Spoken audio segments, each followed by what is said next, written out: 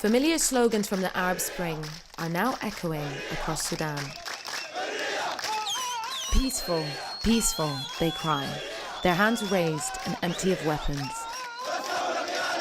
This was in the capital Khartoum, but for the last 10 days, protests have erupted across the country.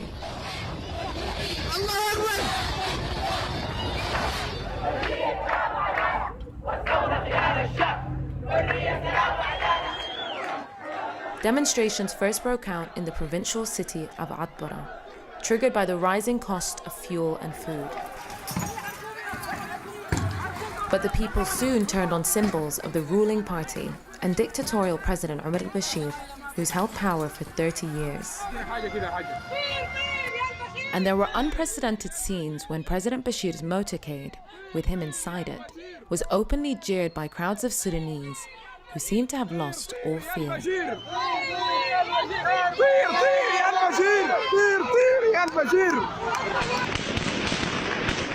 The response from the state has been predictably brutal. The police, intelligence agencies, and the army have all been in action, bringing with them beatings,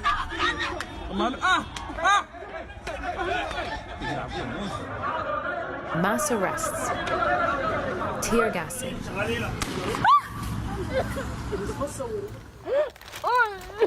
live ammunition, and multiple casualties. Up to 40 people are thought to have died. And the state is now deploying a full spectrum of repression, including groups that have been described as death squads. But unfortunately, there is evidence that there is some other unknown group affiliated to the government. Some of them, they're wearing police uniform. Okay? Some of them, they're wearing civilian clothes, engaged in the shooting of the protesters. Despite the forces arrayed against them, the protests haven't stopped. Instead, they've spread across all sectors of society. These pictures show Sudanese doctors joining the rallies. President Bashir himself remained defiant. On Christmas Day, he appeared on state TV denouncing the demonstrators as foreign stooges and infidels.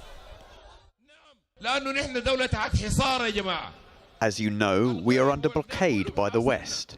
We're under siege.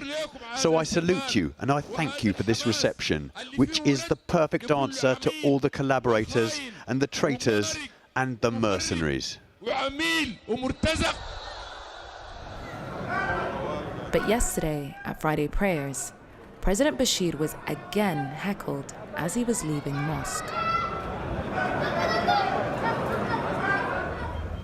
The capital city has now been flooded with loyalist troops and militia, many seemingly equipped for war. The streets of Khartoum seem calm today when there are armed forces and undercover security agents deployed all across the city. We can't film anything openly without risking arrest or assault. We nearly just got caught a second ago. The government isn't backing down, and neither are the protesters. With more nationwide demonstrations planned for Monday, Sudan is now caught in a critical and dangerous moment in its history. Well, I'm joined now by Amjad Farid, who's spokesman for Sudan Change Now, a group which campaigns for democratic reform in Sudan. Thanks for being with us. Let's pick up on the final thought of that report, though. This does seem genuinely a sustained protest, not just in the capital, a significant moment. Yeah, this is started for entering its 10th day today, starting on the 19th of December. In the city of al-Bashir and joined by other cities in the same days. It was a cardinal symptom of that protesters marched and rallied spontaneously to burn the offices of the NCB. It seems the end of 3 decades of corruption and dictatorship and mismanagement that does it seem that? I mean, it's billed in some quarters as simply a protest against a hike in fuel prices and foodstuffs. more to it than that, you would say?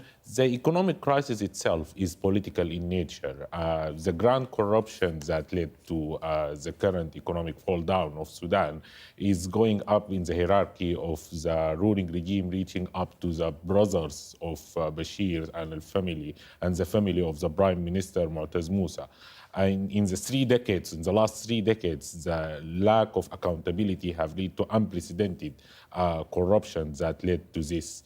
And there was no check and balance of anything. Indeed, but yet the response on the streets that we're seeing there, the use of live ammunition, the allegations that there are hit squads, death squads roving the streets.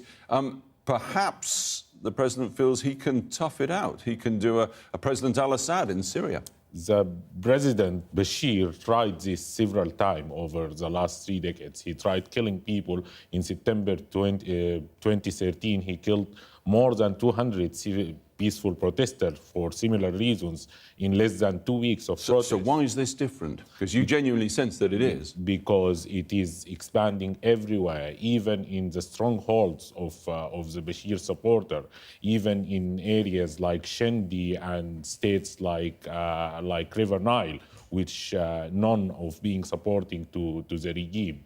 And this tells you something, that 15 states out of the 18 Sudanese states are now taking the streets for continuously for more than 10 days. And genuinely you think it's a spontaneous populist uprising rather than something that's orchestrated by political opposition? Not that there's anything wrong in a sense with that happening. The political opposition have all the right to protest against 3 decades of dictatorship, as I said. But this time, this was not called by any organized entity. However, the professional unions have called for a big march that took place on the 25th in Khartoum, and which continued it took all the day and some time of the evening as well. Sure, and it's ongoing. I'm Jad Farid. We'll have to leave it there. Thanks very much for coming in.